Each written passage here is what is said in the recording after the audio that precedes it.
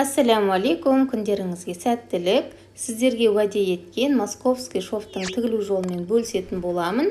Бұл көбіне орамалдардың шетін осылай қайырып тіккенде қолданылады және жаздық көйлектердің етегін қайырып тіккенде көбіне пайдаланып жатамыз. Видеоны соңына дейін қараңыздар, сіздерге пайдалы болады деген ойдамын.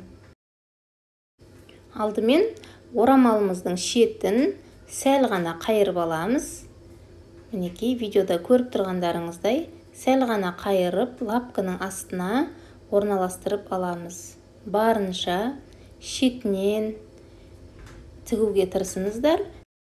Шетінен 1-2 мм қашықтықта ақырындап асықпай тігіп аламыз. Жалпы мұндай тігісті көбіне жұқа маталарда қолданады. Мінекей, осылай тігіп аламыз. Енді міне байқасаңыздар, біздің артық мына жерде матамыз бар, мінекей. Сол матамызды артықты қиып алып тастаймыз.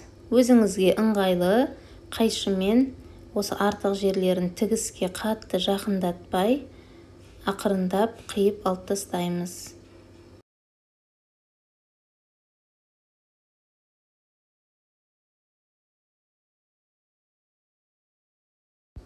Мінекей, мен барлық артық маталарының бәрін қиып алдым.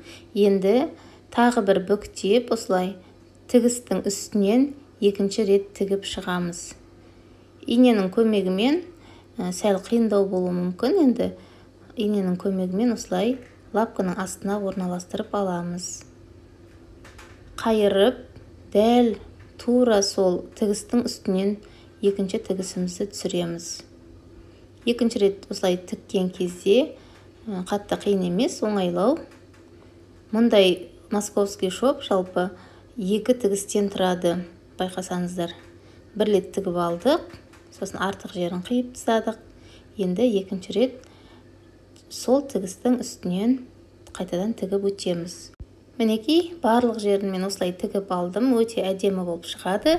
Менің видеом сіздерге пайдалы болды деген ойдамын. Егер ұнаса, лайк басып, пікір қалдыруды ұмытпаңыздар.